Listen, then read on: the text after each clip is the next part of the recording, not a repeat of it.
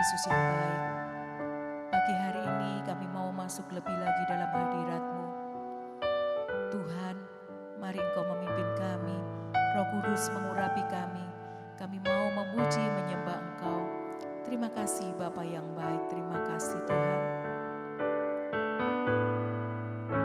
Satu hal yang ku rindukan, ya Tuhan, selalu berada di dekat-Mu.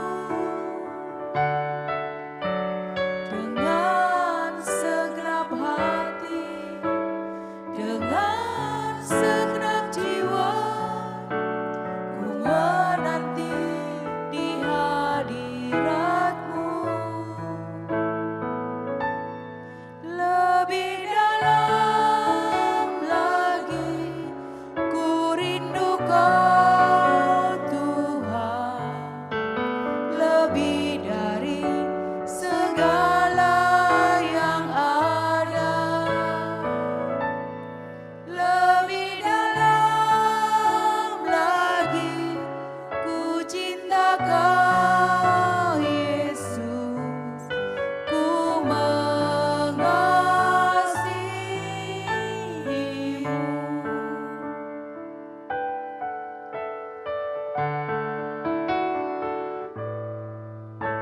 Satu hal yang ku rindukan, ya Tuhan, selalu berada di dekat-Mu.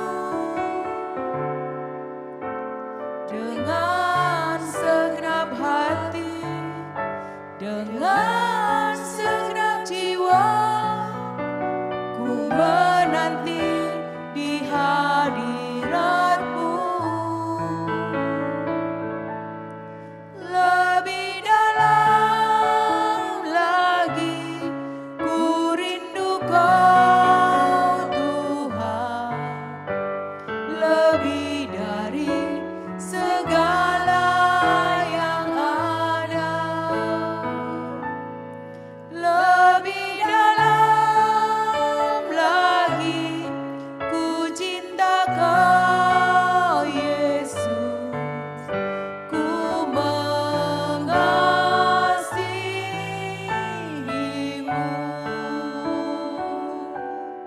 Haleluya, kami mengasihi-Mu Tuhan. Lebih dalam lagi kami merindukan Engkau, Yesus. Haleluya, haleluya, haleluya. Kami mau lebih lagi mengasihi Engkau. Glory, haleluya, haleluya. Glory, glory. Engkau Bapa yang baik, tak pernah tinggalkan kami. Engkau mengasihi kami Tuhan, kami bersyukur. Kira-ra-ra-ra-ra-ra-ra, kira-ra-ra-ra-ra-ra, kira-ra-ra-ra-ra-ra. Haleluya, haleluya, haleluya. Glory, kami agungkan Engkau Tuhan, kami tinggikan nama-Mu, kami bersyukur. Terima kasih, oh, terima kasih Tuhan, terima kasih, oh. Glory, glory, haleluya. Terima kasih Tuhan, haleluya.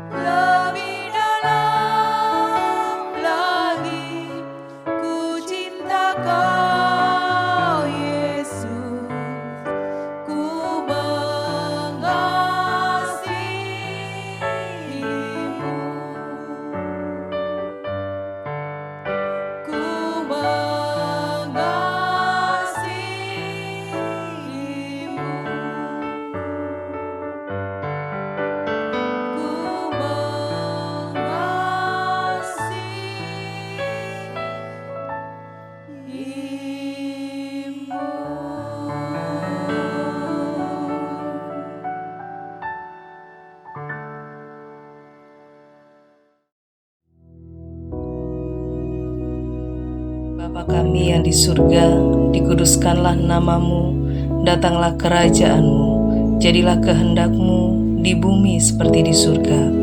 Berikanlah kami pada hari ini makanan kami yang secukupnya, dan ampunilah kami akan kesalahan kami, seperti kami juga mengampuni orang yang bersalah kepada kami. Dan janganlah membawa kami ke dalam pencobaan, tetapi lepaskanlah kami daripada yang jahat. Karena Engkaulah yang empunya kerajaan dan kuasa dan kemuliaan sampai selama-lamanya. Amin.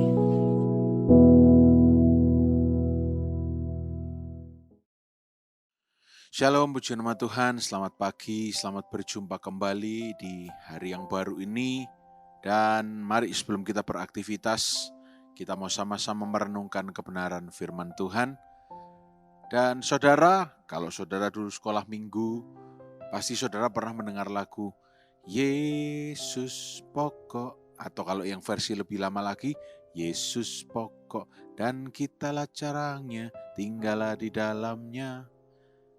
Yesus pokok dan kitalah caranya, tinggallah di dalamnya, pastilah kau akan berbuah. Nah, ini ayat yang akan kita baca pada pagi hari ini, tidak seberapa banyak. Yohanes pasal 15 ayat 1-8. Pokok anggur yang benar. Akulah pokok anggur yang benar dan Bapakulah pengusahanya. Setiap ranting padaku yang tidak berbuah, dipotongnya, dan setiap ranting yang berbuah dibersihkannya, supaya ia lebih banyak berbuah. Kamu memang sudah bersih karena firman yang telah kukatakan kepadamu. Tinggallah di dalam aku dan aku di dalam kamu. Sama seperti ranting tidak dapat berbuah dari dirinya sendiri, kalau ia tidak tinggal pada pokok anggur. Demikian juga kamu tidak berbuah jikalau kamu tidak tinggal di dalam aku. Akulah pokok anggur dan kamulah ranting-rantingnya. Barang siapa tinggal di dalam aku dan aku di dalam dia, ia berbuah banyak, sebab di luar aku kamu tidak dapat berbuat apa-apa. Barang siapa tidak tinggal di dalam aku, ia dibuang keluar seperti ranting dan menjadi kering. Kemudian dikumpulkan orang dan dicampakkan ke dalam api lalu dibakar. Jikalau kamu tinggal di dalam aku dan firman-Ku tinggal di dalam kamu, mintalah apa saja yang kamu kehendaki dan kamu akan menerimanya. Dalam hal inilah Bapa-Ku dipermuliakan, yaitu jika kamu berbuah banyak, dan dengan demikian kamu adalah murid-murid-Ku. Saudara, dari ayat-ayat yang baru kita baca ini, kita belajar banyak hal. Yang pertama yang kita bisa pelajari, Yesus memperkenalkan dirinya sebagai pokok anggur yang benar. Pokok anggur yang sejati, the true vine. Ya, sejati, yang benar. Karena yang tidak benar banyak di luar sana. Yang palsu, yang tidak sejati banyak di luar sana. Tetapi Yesus memperkenalkan dirinya sebagai pokok anggur yang benar. Nah, di ayat 2, setiap ranting kita, segala sesuatu yang berkaitan dengan hidup kita, segala sesuatu yang ada di dalam kita, setiap ranting padaku yang tidak berbuah dipotongnya, dan setiap ranting yang berbuah dibersihkannya, supaya ia lebih banyak berbuah. Saudara bisa lihat di ayat yang kedua ini maksud Allah. Maksud Allah bukan untuk membinasakan, tetapi pruning atau pembersihan, pemotongan ini bermaksud supaya berbuah lebih lebat lagi. Dan ini memang sebuah kondisi yang tidak enak. Siapa yang suka dipotong-potong? Siapa yang suka dibersihkan? Ya, kalau sudah terlampau kotor, siapa yang suka? Tetapi tindakan ini dilakukan untuk menghindari kematian kita, untuk menghindari kematian rohani kita. Untuk menghindari kita salurannya, carang kita itu tidak bisa menyerap sari-sari makanan dengan baik dari pokok anggur. Maka perlu dibersihkan supaya tumbuh yang baru, yang lebih segar, yang lebih sehat, yang lebih bersih. Supaya terserap maksimal. Saudara bisa baca di ayat yang ke-6. Karena kalau nggak maksimal, dibuang keluar seperti ranting dan kering, dikumpulkan orang bukan untuk berbuah lagi, tapi untuk binasa, dibakar. Ayat 3 berkata kepada kita, kamu memang sudah bersih karena firman yang telah kukatakan kepadamu. Ya, memang firman adalah sebuah pedang yang bermata dua. Ketika diayunkan, firman itu membersihkan kehidupan setiap kita, masing-masing kita. Dan firman itu membuat kita mengalami pembaharuan. Oh ya, seperti Roma 12 ayat 2. Ya, berubahlah metanoia, pembaharuan budimu, diperbaharui oleh firman Tuhan. Sehingga tidak lagi lama, tapi baru, tumbuh subur, tumbuh bersih, baik, sehat. Dibersihkannya itu dengan firman Tuhan. Seperti yang saudara lakukan pagi hari ini. Detox firman Tuhan. Dicuci, dipotong, dibersihkan dengan firman Tuhan. Kadang-kadang firman Tuhan kalau kita dengar memang sangat menohok, saudara. Menyerang kita sekali. Very offensive. Tapi in a good way. Offensive dalam pengertian yang baik. Untuk kebaikan kita sendiri. Bukan untuk menjatuhkan kita. Bukan untuk membuat kita merasa kalah, kepala tertunduk. Enggak. Firman Tuhan itu ada untuk menegur kita supaya kita lebih baik lagi. Dan ayat yang keempat dikatakan, tinggallah di dalam aku. Dwell. Stay. Ini berbicara mengenai setia. Apapun yang terjadi kalau diperintahkan tinggal. Dwell, menempel, melekat, setia. Kita akan mengalami berbuah. Karena kita mendapatkan supply sari-sari makanan dari pokok anggur yang benar. Dan tentunya buah yang kita hasilkan seperti desain tanaman pokok anggur ini. Kalau kita menempel pada pokok anggur yang benar, yang akan kita hasilkan adalah buah anggur yang baik, sehat. Kalau kata orang Jawa Timur pating grendel gitu.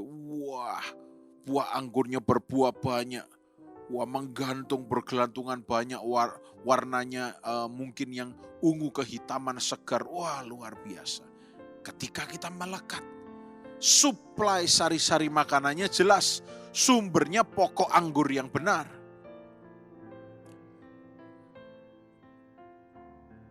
Demikian juga, kata ayat 4, kamu tidak berbuah jikalau kamu tidak tinggal di dalam aku. Ya jelas, kalau kita tidak dwell, stay, melekat, tidak bergerak, tidak setia, kita nggak akan bisa berbuah.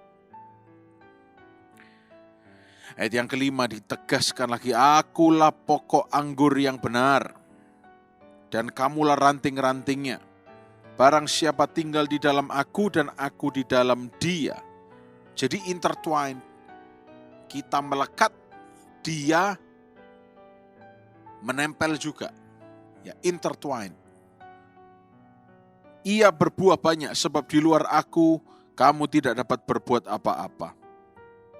Saudara pernah bertanya enggak, saudara? Kenapa kok Yesus memakai pokok anggur sebagai perumpamaan? Kenapa kok Yesus enggak pilih pohon durian atau mangga atau apa? Karena di Israel, saudara, anggur itu ya di seluruh dunia anggur bisa bertumbuh, ya. Anggur itu tumbuhan yang tumbuhnya itu merayap dari bawah. Tapi kalau di Israel itu seperti diberikan kerangka atau tangga atau casing gitu ya, supaya tanamannya itu bisa merambat naik ke atas dan dinaikkan di atas. Ya, ada yang bilang, ya Pak, itu maknanya kenapa Yesus berbicara seperti itu, karena kalau kita rendah hati tumbuh dari bawah nanti kita akan ditinggikan. Puji Tuhan. Ya, maka tanaman anggur itu melambangkan kerendahan hati. Ya, puji Tuhan, haleluya. Yesus memberi contoh bahwa dia adalah orang yang rendah hati. Ya boleh, tidak ada salahnya juga. Bukan sesuatu yang perlu dibantah. Ya dianalogikan begitu juga tidak masalah. Tapi yang paling penting adalah di sini dikatakan kita ini ranting, carang, bukan cabang. Ya. Kalau ranting itu tidak sebesar cabang. Ranting itu benar-benar butuh menempel, melekat supaya bisa menghasilkan buah. Ya. Jadi artinya kita di sini tidak didesain untuk hanya sekedar dekat dengan Tuhan, tetapi melekat dengan Tuhan. Yesus pokok kita, rantingnya, kita carangnya. Bayangkan kalau ada pokok anggur dan di sini ada carang yang tidak menempel, gak menghasilkan apa-apa.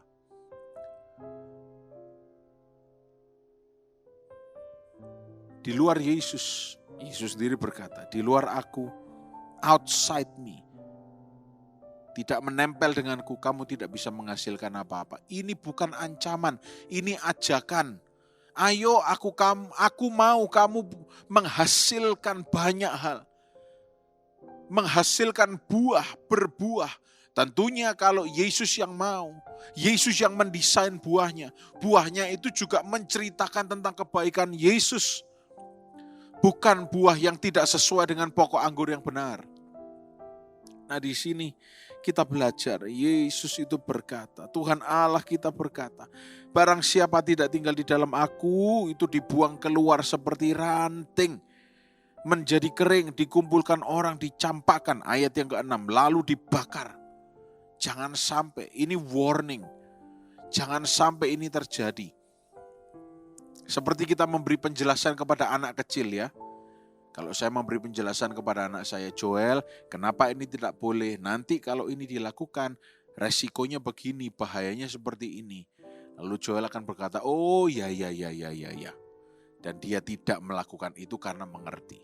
Nanti next time ketika dia menjumpai peristiwa yang mirip-mirip, dia akan berkata, Papa, Jojo tidak boleh ini karena ini. Mengerti. Karena sudah dikasih penjelasan. Nah di sini di ayat 6 kita dijelaskan kalau tidak tinggal di dalam Yesus, dibuang keluar seperti ranting yang tidak ada gunanya, cuma dikumpulkan, cuma untuk dicampakkan dan dibakar. Setelah habis, binasa. Tidak ada juntrungnya lagi, tidak ada kelanjutannya lagi. Ayat yang ke-7, jikalau kamu tinggal di dalam aku dan firman-Ku, kata Yesus, tinggal di dalam kamu. Mintalah apa saja yang kamu kehendaki dan kamu akan menerimanya. Nah di sini, saudara, mungkin kita sebagai manusia yang punya banyak keinginan, yang akan menjadi garis bawah kita adalah minta apa saja yang kamu kehendaki. Padahal garis bawahnya di sini, poin utamanya di sini adalah tinggal di dalam Dia dan firman-Nya di dalam kita. Bukan minta-mintanya dulu, tetapi posisinya dulu, statusnya dulu jelas atau tidak. Bukan sekedar minta-minta seperti seorang beggar atau pengemis, tetapi posisinya jelas. Nah coba, kalau saudara punya kakak atau adik ya, dan sudah sangat saudara kenal, dekat, hubungannya erat, tolong minta ambil minum. Ya, diambilkan. Karena apa? Jelas, hubungannya jelas. Tapi coba, saudara pergi ke sebuah tempat yang dimana tidak ada orang yang Anda kenali, lalu tiba-tiba saudara berkata, tolong ambilkan minum. Dia akan berkata, siapa kamu? Apa hubunganmu denganku? Kenapa aku harus menolongmu? No relation, no connection. Tidak jelas. Jadi bukan minta-mintanya dulu. Sebab jangan sampai kita mintanya kepada Tuhan, tetapi ternyata posisi kita bukan menempel pada pokok anggur yang benar. Bukan berarti Tuhan gak mau memberkati, memberikan permintaan, mengabulkan permintaan kita, enggak. Tetapi Tuhan menginginkan kita berada di posisi yang jelas. Di mana kita saat ini? Apakah kita masih setia? Apakah kita masih melekat pada Tuhan? Apakah kita masih berapi-api di dalam Tuhan dalam segala musim situasi? Kalau iya, gak perlu minta. Dan bahkan minta pun pasti akan diberi. Karena sebenarnya tidak perlu minta-minta pun Tuhan tahu apa yang harus Dia berikan bagi kita. Tapi pun ketika kita minta karena mungkin daging kita, batin kita desperate, kita mempercayai sehingga kita berkata, Tuhan, tolong Tuhan. Aku ada kebutuhan, aku memang percaya kepadamu. Tapi aku datang sebagai anakmu, aku minta Tuhan biar berkat-Mu dilimpahkan atas kehidupanku sehingga aku tidak kekurangan. Ketika kita meminta tapi dalam kondisi yang melekat erat pada Tuhan, Tuhan sendiri berjanji, kamu akan menerimanya. Saya akan menerimanya. Coba katakan bagi diri saudara, ya, saya akan menerimanya. Kalau saya tinggal di dalam Tuhan dan firman Tuhan tinggal di dalam saya. Ayat 8. Justru inilah yang mempermuliakan Bapa di surga. Jika kita ini berbuah banyak dan demikian kita adalah murid-murid Yesus. Jadi saudara, biar analogi firman Tuhan yang simpel ini, Yesus pokok kita, carangnya, kita rantingnya, menjelaskan sesuatu pada kita pagi hari ini. Kita harus setia, melekat senantiasa. Supaya destiny-nya fulfilled. Divine destiny itu fulfilled. Supaya rencana ilahi Tuhan, tujuan ilahi Tuhan itu tergenapi. Dan kita tidak menyerah pada takdir, tapi kita memilih untuk berjalan dalam kehendak Tuhan. We choose to stay. Kita memilih untuk melekat sampai fulfillment of the divine destiny. Penggenapan rencana Tuhan, janji Tuhan, sampai buah itu dihasilkan. Tergenapi, fulfilled. Biar pagi hari ini kita semua sedang berada dalam rombongan orang-orang yang akan mengalami penggenapan rencana Tuhan. Terus setia melangkah. Hari ini belum, tetap setia melangkah. Dan sambil mengetahui di dalam hati supaya tidak putus asa bahwa ketika kita tinggal di dalam Tuhan dan firman-Nya dalam kita minta apa saja, kita akan menerimanya. Ada amin? Puji nama Tuhan. Mari kita berdoa. Tuhan, pagi hari ini kami bersyukur untuk kebenaran firman. Dan biar firman-Mu ini boleh menjadi bekal kami menghadapi kehidupan ini. Kami tahu firman-Mu berkuasa. Dan kami mau terus setia di dalam Engkau. Dan di dalam nama Tuhan Yesus Kristus, biar sepanjang hari ini kami semua sehat. Kami diberkati. Kami dibungkus dengan darah Yesus. Apapun yang tangan kami kerjakan, Tuhan buat berhasil dan mempermuliakan namanya. Di dalam nama Tuhan Yesus Kristus. Haleluya, haleluya.